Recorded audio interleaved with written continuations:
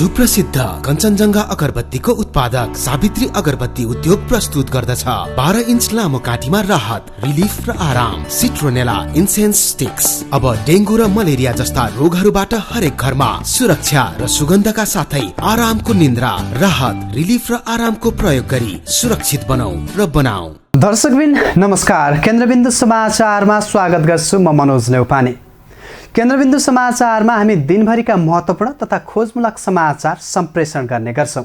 सुरु गरौं आजका प्रमुख शीर्षकहरूबाट। पेचिलो बन्दै नेकपा स्थायी कमिटी बैठक। सरकार ढाल्न भारतीय शक्ति लागि परेको प्रधानमन्त्रीको अभिव्यक्तिप्रति शीर्ष नेताद्वारा स्पष्टीकरण माग। एमसीसीको कार्यान्वयन थालनीको नयाँ मिति तय गर्न नेपाल र अमेरिका बीच तीव्र छलफल।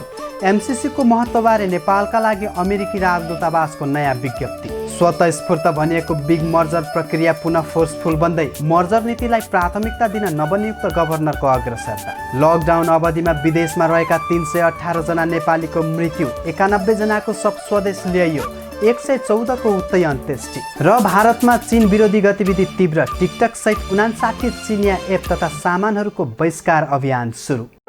जस्तै परिस्थितिमा पनि होन्डा छ सधैँ तपाईसँगै। त्यसैले अब होन्डा हुनेछ तपाईसँग मात्र 1 रुपैयाँको डाउन पेमेन्ट वा 1 रुपैयाँको इएमआई वा 1% इन्ट्रेस्ट रेटमा। थप जानकारीका लागि यी नम्बरमा कल गर्नुहोस् वा माथि दिएको लिङ्क क्लिक गर्नुहोस्। होन्डा छ सधैँ तपाईसँगै।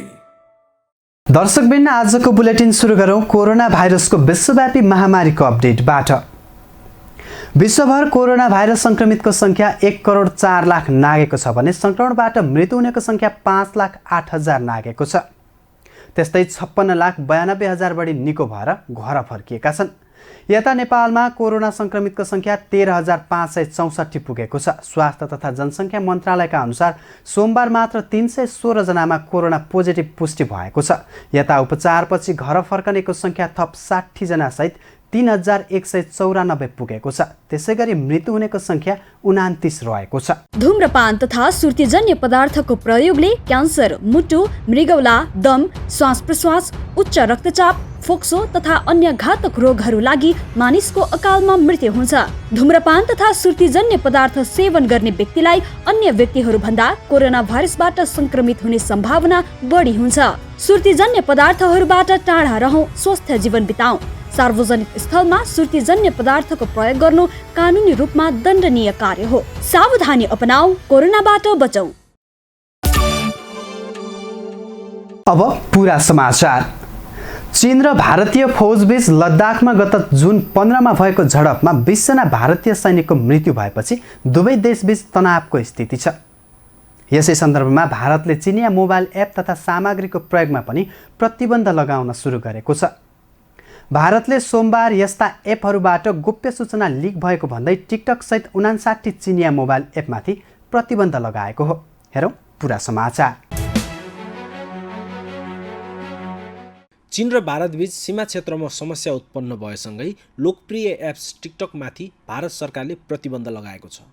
प्रतिबन्ध लगाएसँगै टिकटकले भने भारतीय टिकटक प्रयोगकर्ताहरूको निजी गोपनीय तथ्याङ्क चीन सरकारलाई उपलब्ध गराएको भन्ने आरोप अस्वीकार गरेको छ। भारतका टिकटक प्रमुख निखिल गान्धीले एक विज्ञप्ति प्रकाशन गरी टिकटकले भारतीय कानुन बमोजिम प्रयोगकर्ताहरूको सबै तथ्याङ्क विवरणलाई सुरक्षित राखेको बताएका छन्। उनले टिकटकका प्रयोगकर्ताहरूका कुनै पनि विवरणलाई चीन सरकार लगायत कुनै पनि विदेशी सरकारलाई नदिएको स्पष्ट पारेको छ।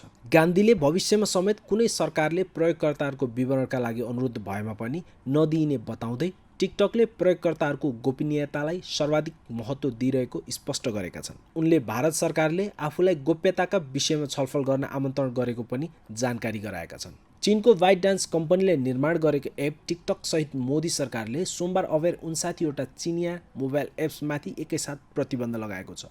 भारतमा मात्र 1,20,00,000 प्रयोगकर्ता रहेको टिकटकमा चीन बाहेक सबैभन्दा बढी ग्राहक रहेको देश पनि भारत नै रहेको अनुमान गरिएको छ। यति धेरै चर्चामा रहेको एप बन्द गर्दै भारतीय सूचना प्रविधि मन्त्रालयले चिनिया एप्सका कारण भारतको सार्वभौमिकता र अखण्डता, भारतको सुरक्षा, राज्यहरूको सुरक्षा एवं सार्वजनिक जीवनमा चुनौती उत्पन्न भएको जनाएको छ। चीन र भारतीय फौजबीच लद्दाखमा गत जुन 15 मा भएको झडपमा 20 जना भारतीय सैनिकको मृत्यु भएपछि दुवै देशबीच तनावको स्थिति छ। यस क्षेत्रमा अहिले अतिरिक्त सुरक्षा फौज, लडाकु विमान र अन्य उपकरण तैनात गर्ने क्रम जारी छ। यसैबीच भारतमा चिनिया सामानको बिक्री तथा चीनबाट सामान आयातमा समस्या उत्पन्न हुन थालेको छ। गत साता नयाँ दिल्लीको एउटा प्रमुख होटल सङ्घले आफ्नो सदस्य होटलहरूले चिनिया पर्यटकलाई आश्रय नदिने तथा चीन निर्मित सामान पनि प्रयोग नगर्ने घोषणा गरेको थियो। भारतमा चिनिया इलेक्ट्रोनिक्स वस्तुका उत्पादनहरूको पनि बाक्लो उपस्थिति रहेको छ। चिनिया मोबाइलहरू साओमी र ओप्पोले भारतको झन्डै 65% हिस्सा ओगटेको अनुमान छ। पछिल्लो 3 महिनाको अवधिमा विदेशमा रहेका 318 नेपालीको विभिन्न कारणले मृत्यु भएको छ। तर कोरोना भाइरसका कारण भएको लकडाउनका कारण अन्तर्राष्ट्रिय उडान ठप्प हुँदा मृतकको शव व्यवस्थापनमा पनि समस्या उत्पन्न भएको छ, जसले गर्दा 114 शवको विदेशमै अन्त्येष्टि गरिएको छ भने सरकारले पछिल्लो समय चार्टर्ड उडान मार्फत विभिन्न देशबाट 91 जनाको शव नेपाल ल्याएको छ। यद्यपि बाँकी शव भने अझै विदेशमै रहेको अवस्था छ। हेरौँ यसै सन्दर्भमा तयार पारिएको यो सामग्री। कोरोना भाइरसको असरका कारण राष्ट्रिय तथा अन्तर्राष्ट्रिय उडान बन्द हुँदा नेपालबाट रोजगारी तथा विभिन्न कामको लागि विदेशमा गएका नेपाली नागरिक अप्ठ्यारोमा परेका छन्। उनीहरू लामो समय घर आउन पाएनन् भने विदेशमा नै विभिन्न कारणले मृत्यु भएका नेपालीहरूको शव पनि ल्याउन सकिएको थिएन। तर सरकारले 3 साता अगाडिदेखि विदेशमा मृत्यु भएका तथा अल्पत्र परेका नेपाली नागरिकलाई स्वदेश फर्काउने काम तीव्र पारिरहेको छ। लकडाउनको अवधिमा मात्र विदेशमा 318 जना नेपालीको विभिन्न कारणले मृत्यु भएको छ। यसमध्ये 114 जनाको शव विदेशमा नै अन्त्येष्टि गरिएको तथा बाँकी शवलाई नेपाल ल्याउने क्रम जारी रहेको र हालसम्म 91 जनाको शव स्वदेश ल्याइएको वैदेशिक रोजगार बोर्डका सूचना अधिकारी दिनबन्धु सुवेदीले जानकारी दिए। 3 उनका अनुसार अहिलेसम्म नेपाल ल्याइएका शवमध्ये कतारबाट 20, मलेसियाबाट 31, साउदी अरबबाट 20, बहराइनबाट 3, कुवेतबाट 7, युएईबाट 5 र ओमनबाट 1 जनाको शव नेपाल ल्याइएको छ। सुवेदीका अनुसार अझै 113 जनाको शव ल्याउन बाँकी रहेको छ र बाँकी शवलाई पनि क्रमिक रूपमा ल्याउने तयारी भइरहेको उनले बताएका छन्। हालसम्म कोरोनाको असरका कारणले विदेशमा अल्पत्र परेका तथा नेपाल आउन चाहने 12,000 भन्दा बढी नेपाली स्वदेश फर्किएका छन्। यसै क्रममा मङ्गलबार मात्र 7 उडान मार्फत 1294 जना नेपाल फर्किएका छन्, जसमध्ये अमेरिकाबाट नेपाल एयरलाइन्सको उडान मार्फत 260 जना, मलेसिया, कतार र कुवेतबाट क्रमशः 150 र 260 जना नेपाल फर्किएका हुन्। त्यस्तै साउदी अरेबियाबाट हिमालयन एयरलाइन्सको उडान मार्फत 154 जना, कुवेतबाट जजिरा एयरलाइन्सको 2वटा उडान मार्फत 120 जना नेपाल फर्किएका छन्। नेपाल राष्ट्र बैंकले बिग मर्जर वाणिज्य बैंक बीचको मर्जरलाई मौद्रिक नीति मार्फत दबावमूलक रूपमा लैजाने भएको छ। चालु आर्थिक वर्षमा ल्याइने प्रयास गरिएको बिग मर्जर नीति आगामी वर्षको मौद्रिक नीतिमा विशेष प्राथमिकताका साथ ल्याइने भएको हो। राष्ट्र बैंकले अब आर्थिक वर्ष 2072-73बाट अघि सारिएको मर्जर नीति आगामी आर्थिक वर्षको मौद्रिक नीतिबाट थप कडाइका साथ लागू गर्ने भएको हो। हेरौँ यो रिपोर्ट। नेपाल राष्ट्र बैंकले बिग मर्जर प्रक्रियालाई मौद्रिक नीति मार्फत दबावमूलक रूपमा लैजाने भएको छ। राष्ट्र बैंकले बढी वित्तीय संस्था हुँदा मुलुकले धान्न नसक्ने भन्दै वित्तीय संस्था घटाउने नीति लिएको हो। जस अनुरूप आर्थिक वर्ष 2072-73 को मौद्रिक नीति मार्फत बैंक तथा वित्तीय संस्थाको संख्या घटाउने उद्देश्यले मर्जरको नीति अघि सारिएको थियो, जसमा वाणिज्य बैंकले 2 अर्ब रुपैयाँबाट 8 अर्ब रुपैयाँ पुँजी पुर्याउनु पर्ने थियो। तर राष्ट्र बैंकले चाहे अनुसार साना वित्तीय संस्था घटे पनि वाणिज्य बैंक भने टसमस नै भएनन्। त्यसैले आगामी आर्थिक वर्षको मौद्रिक नीतिमा बिग मर्जरको विषयलाई कडाइका साथ उठाइएको छ। चालु आर्थिक वर्षको मौद्रिक नीतिले अन्तिम रूप लिँदै गर्दा अर्थमन्त्री डाक्टर युवराज खतिवडा सहमत नभएपछि तत्कालीन गभर्नर डाक्टर चिरञ्जीवी नेपाल यस नीतिबाट पछि हटेर स्वतःस्फूर्त रूपमा गर्ने भन्ने नीति लिएका थिए। जति बेला ग्लोबल आइएमएफ बैंक र जनता बैंक मात्रै मर्जर भएका थिए, तर अहिले नवनियुक्त गभर्नर महाप्रसाद अधिकारीले पुनः त्यसलाई प्राथमिकता दिने भएका छन्। विश्व बैंक र अन्तर्राष्ट्रिय मुद्रा कोष लगायतले पनि वाणिज्य बैंकको संख्या घटाएर 14-15वटामा छार्न सुझाव दिइसकेको छ। त्यसैले पनि वाणिज्य बैंकको संख्या घटाउन राष्ट्र बैंकले भरसक प्रयास गरिरहेको छ। चालु आर्थिक वर्षको मौद्रिक नीतिमा बिग मर्जर गर्दा विभिन्न सहुलियत दिने व्यवस्था गरिएको छ। तर आगामी आर्थिक वर्षको मौद्रिक नीतिमा सहुलियतभन्दा दबावमूलक हुने राष्ट्र ब्याङ्क स्रोतको भनाइ छ। गभर्नर अधिकारीले नेपाल इन्भेस्टमेन्ट ब्याङ्क र हिमालय ब्याङ्कका अध्यक्षहरूलाई मर्जरको प्रक्रियामा जान निर्देशन दिएबाटै अब उनले बिग मर्जरलाई प्राथमिकता दिँदैछन् भन्ने प्रश्न हुन्छ। राष्ट्र ब्याङ्कले कमजोर वाणिज्य ब्याङ्कहरूलाई मर्जरमा लैजाने तयारी यसअघि नै गरिसकेको थियो। राष्ट्र ब्याङ्कले विभिन्न रूपमा कमजोर देखिएका 1 दर्जन ब्याङ्कसँग मर्जरमा जाने विषयमा छलफल गरिरहेको छ। त्यस्तै क्रस होल्डिङ भएका ब्याङ्कहरूलाई मर्जर गराउन विवरण सङ्कलन गरेको थियो। तर राष्ट्र ब्याङ्कले अनुमान गरे अनुसार नतिजा नआएपछि अर्को विकल्प खोज्दै दबाब दिने नीति लिन थालेको हो। राष्ट्र ब्याङ्कले वाणिज्य ब्याङ्कहरूको सङ्ख्या घटाउन चाहे पनि वाणिज्य ब्याङ्कहरू भने घट्ने चाहनामा छैनन्। लामो समयदेखि ब्याङ्किङ क्षेत्रमा आफ्नो पहिचान नगुमोस् भन्ने उद्देश्यले ब्याङ्करहरू बिग मर्जरमा जान नचाहेको बताउँछन् नबिल ब्याङ्कका प्रमुख कार्यकारी अधिकृत अनिल केशरी शाह।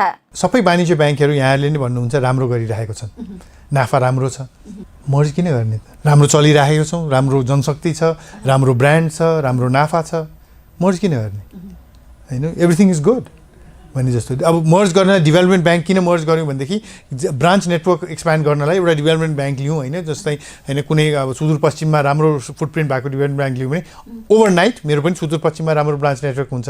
त्यो कारणले गरेर डेभलपमेन्ट ब्याङ्कहरू लियौँ। अब क टु क मर्ज हुनलाई चाहिँ अब यस्तै सिचुएसन चाहिन्छ। अमेरिकी सहयोग परियोजना मिलेनियम च्यालेन्ज कर्पोरेसन MCC कार्यान्वयन थालनी गर्ने आज अन्तिम मिति भए पनि संसदबाट पास हुन नसक्दा त्यो सम्भव हुन सकेन। सत्तारूढ दल नेकपा भित्रै सहमति जुट्न नसक्दा MCCले पूर्व निर्धारित मितिमा लय लिन नसकेपछि अब कार्यान्वयन थालनीको नयाँ मिति तय गर्न नेपाल र अमेरिका आन्तरिक रूपमा तीव्र छलफलमा जुटेका छन्। सम्झौता कार्यान्वयनमा आउन नसक्दा सोमबार नेपाल स्थित अमेरिकी राजदूतावासले विज्ञप्ति जारी गर्दै MCC सम्झौताबारे थप प्रश्न पारेको छ। हेरौँ यसै विषयमा तयार पारिएको यो रिपोर्ट। अमेरिकी सहयोग नियोग मिलेनियम च्यालेन्ज कर्पोरेसनले नेपाललाई प्रदान गर्ने $50 करोड को नेपाल कम्प्याक्ट कार्यान्वयन थालनीको नयाँ मिति तय गर्न नेपाल र अमेरिका यति बेला तीव्र आन्तरिक छलफलमा जुटेका छन्। नेपाल सरकार र MCC को बारेमा यसअगाडि जुन 30 अर्थात् मङ्गलबारबाट कार्यान्वयन प्रक्रिया थाल्ने सहमति भएको थियो। तर MCC संसदबाट अनुमोदन हुन सकेन। यसअघि नै नेपाल सरकारले MCC बोर्डलाई कार्यान्वयनको समय सीमा बढाउन औपचारिक रूपमा आग्रह गरिसकेको छ। यस विषयमा सोमबार बसेको मन्त्री परिषदको बैठकमा समेत छलफल भएको थियो। समाचार स्रोतका अनुसार अब कम्तीमा 6 महिना म्याद थपिने सम्भावना रहेको छ। यसअघि दुई देशले सेप्टेम्बर 2017 मा हस्ताक्षर गरेको र नेपालले सेप्टेम्बर 2019 भित्र अनुमोदन गर्ने प्रतिबद्धता जनाएको थियो। तर त्यसो हुन सकेको छैन। त्यसयता जुन 30, 2020 सम्मको नयाँ समय सीमा तोकिएको थियो। तर यस अवधिमा पनि अनुमोदन हुन सकेन। पहिला संसदबाट अनुमोदन गर्ने विषय नभए पनि पछि अर्थमन्त्री डाक्टर युवराज खतिवडाले संसदबाट पारित गराउने आश्वासन अमेरिकालाई दिएका थिए। स्रोतका अनुसार अब नयाँ मिति घोषणा हुनु अगाडि नै अमेरिकाले नेपाल सरकारबाट संसदबाट अनुमोदन हुने अथवा नहुने टुङ्गो गर्नेछ। तर अहिलेसम्म नेकपाभित्र यस विषयमा सहमति हुन सकेको छैन। यसैबीच काठमाडौँ स्थित अमेरिकी दूतावासले सोमबार एक विज्ञप्ति प्रकाशित गर्दै सो कार्यक्रमको व्यावहारिकताको निरन्तरता सुनिश्चित गर्न नेपालमा ठोस र निकटवर्ती कदम जरुरी भएको जनाएको छ। दूतावासले विज्ञप्तिमा भनेको छ MCC को अनुमोदन नेपालको संसदबाट भइ नसकेको बारेमा अमेरिका जानकार छ। दुई देशले सेप्टेम्बर 2017 मा हस्ताक्षर गरेको र नेपालले सेप्टेम्बर 2019 भित्र अनुमोदन गर्ने प्रतिबद्धता जनाएको यस $50 करोड को अनुदानलाई अगाडि बढाउन आवश्यक अघिल्लो कदम अनुमोदन हो। दूतावासले अनुमोदनमा ढिलाइ गर्नुको मतलब झन्डै 2 करोड 30 लाख नेपालीलाई थप रोजगारी तथा आर्थिक वृद्धिमा बढोत्तरीका फाइदा दिलाउनमा ढिलाइ गर्नु हो भन्दै यसका लागि अनुदान स्वीकार गर्नु नेपालको रोजाइको विषय भएको भन्दै यस अन्तर्गतको कोषको उपलब्धता भने सधैँ खुल्ला नरहने प्रश्न पारेको छ। विज्ञप्तिमा MCC सम्झौताले विद्युत प्रसारण, पूर्वाधारको निर्माण र सडक मर्मत सम्भारका क्रियाकलाप गर्ने तथा यो एक कटिबद्ध साझेदार भएकाले विश्वभरका झन्डै 30 देशसँग कुल 13 अर्ब बराबरको 10 करोडका 37वटा अनुदान सम्झौतामा सफलतापूर्वक साझेदारी गरिसकेको उल्लेख गरिएको छ। यस्ता अनुदानले लगानी तथा आर्थिक विकासलाई उत्प्रेरित गरी 10औं लाख मानिसलाई गरिबीबाट माथि उठाउन सहयोग गरेको र साझेदार देशका सार्वभौमिकतामा टेवा पुर्याएको विज्ञप्तिमा उल्लेख छ। यस अनुदानका निम्ति योग्य प्रत्येक देशले दोस्रो अनुदानको लागि आग्रह समेत गरेको अवस्था रहेको उल्लेख गर्दै दूतावासले विकास साझेदारका रूपमा एमसिसीको पारदर्शिता पनि विश्वभर परिचित रहेको तथा यस वर्ष एमसिसीले एकपटक फेरि सहयोग पारदर्शिता सूचकाङ्क एट ट्रान्सपरेन्सी इन्डेक्समा शीर्ष द्विपक्षीय दाताको स्थान हासिल गरेको विज्ञप्तिमा उल्लेख गरिएको छ। केन्द्रबिन्दु समाचारमा अब आजको टप 1 समाचारको पालो। असार 10 गतेबाट छोड्दै बस्दै गरेको नेकपा स्थायी कमिटीको आज चौथो बैठक। नेताहरूले प्रधानमन्त्रीको अभिव्यक्तिमाथि प्रतिप्रश्न तिर्सिआएका छन्। गत आइतबार प्रधानमन्त्री केपी शर्मा ओलीले नेकपा एमालेका तत्कालीन महासचिव मदन भण्डारीको 69औं जन्म जयन्तीको अवसरमा आयोजित कार्यक्रममा आफूलाई प्रधानमन्त्रीबाट हटाउन विभिन्न षड्यन्त्र भइरहेको अभिव्यक्ति दिएका थिए। यही अभिव्यक्तिमा रहेर बैठकमा नेताहरूले यस्तो अपुष्ट र प्रमाणहीन अभिव्यक्तिको गलत सन्देश जाने भन्दै प्रधानमन्त्रीको स्पष्टीकरण नै माग गरेका छन्। बैठकमा अर्का अध्यक्ष प्रचण्डले प्रधानमन्त्री ओलीको राजीनामा नै माग गरेका समाचार बाहिरिएपछि नेकपाभित्रको अन्तर्द्वन्द्व झनै उत्कर्षमा पुगेको विश्लेषण सुरु भएको छ। हेरौँ यसै सम्बन्धमा तयार पारिएको यो रिपोर्ट। प्रधानमन्त्री केपी शर्मा ओलीले आफूलाई हटाउने षड्यन्त्र भइरहेको भन्दै दिएको अभिव्यक्तिको अन्य शीर्ष नेताहरूले विरोध गरेका छन्। मङ्गलबार बसेको पार्टीको स्थायी समिति बैठकमा ओलीलाई शीर्ष नेताले नै प्रधानमन्त्रीको उक्त अभिव्यक्तिबारे स्पष्ट पार्न माग गरेका हुन्। बैठकमा शीर्ष नेताहरू अध्यक्ष प्रचण्ड, वरिष्ठ नेता झलनाथ खनाल, माधव कुमार नेपाल र उपाध्यक्ष वामदेव गौतम लगायतले प्रधानमन्त्रीलाई हटाउन खोजेको भन्दै दिएको अभिव्यक्ति प्रधानमन्त्रीबाट आएको भन्दै त्यसको प्रमाण भए पेश गर्न माग गरेका छन्।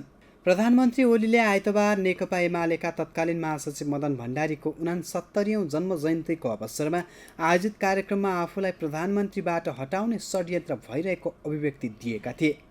यस्तो अभिव्यक्ति र टीका टिप्पणीले गलत सन्देश जाने भन्दै नेताहरूले सचेत हुन पनि आग्रह गरेका थिए। गत असार 10 गतेबाट बस्दै आएको नेकपाको स्थायी कमिटीको बैठक आज चौथो दिन हो। पहिलो दिनको बैठकमा विभिन्न 7वटा एजेन्डा तय गर्दै सुरु भएको बैठकमा हालसम्म सचिवालय सदस्यहरू बाहेकका नेताहरूले विशेष गरेर सीमा समस्या र त्यसको समाधानमाथि केन्द्रित भएर आफ्नो धारणा राखिसकेका छन्। यता मङ्गलबारको बैठकमा भने प्रधानमन्त्री तथा नेकपाका अध्यक्ष ओलीले आन्तरिक मामिलामा बाह्य शक्तिलाई मुछिएको भन्दै नेताहरूले असन्तुष्टि जनाएका हुन्। पछिल्लो समय सरकार तथा नेकपाकै आन्तरिक मामिलाका कारण नेताहरूमा देखिएको ध्रुवीकरणले शीर्ष नेताहरूमै वैमनस्यता बढेको छ भने स्थायी कमिटीको बैठक पनि केही पेचिलो बन्दै गएको छ। यता प्रधानमन्त्री केपी शर्मा ओलीले आजको स्थायी कमिटी बैठक सुरु हुनु अघि राष्ट्रपति विद्यादेवी भण्डारीसँग भेटवार्ता गरेका छन्। बैठक सुरु हुनु अघि राष्ट्रपति कार्यालय शीतल निवास छिरेका प्रधानमन्त्री र राष्ट्रपति भण्डारी बीच आधा घण्टा बढी गफगाफ भएको राष्ट्रपति कार्यालय स्रोतको भनाइ छ। आफूलाई हटाउन देशी विदेशी शक्ति लागेको सार्वजनिक अभिव्यक्ति दिए लगत्तै प्रधानमन्त्री ओली राष्ट्रपति कार्यालय पुग्नुलाई यति बेला राजनीतिक हिसाबमा केही फरक दृष्टिकोणबाट पनि विश्लेषण गर्नेको सङ्ख्या बढेको छ। तर प्रधानमन्त्री र राष्ट्रपति बीचको आजको भेटघाटलाई बालुवाटार स्रोतले भने नियमित भेटघाट मात्र रहेको उल्लेख गरेको छ। केन्द्रबिन्दु समाचार आजलाई सकिएको छ। भोलि पुनः यसै समयमा हामी उपस्थित हुने नै छौँ। तबसम्मका लागि बिदा दिनुहोस्। केन्द्रबिन्दु अनलाइन हेर्दै गर्नुहोला। नमस्कार।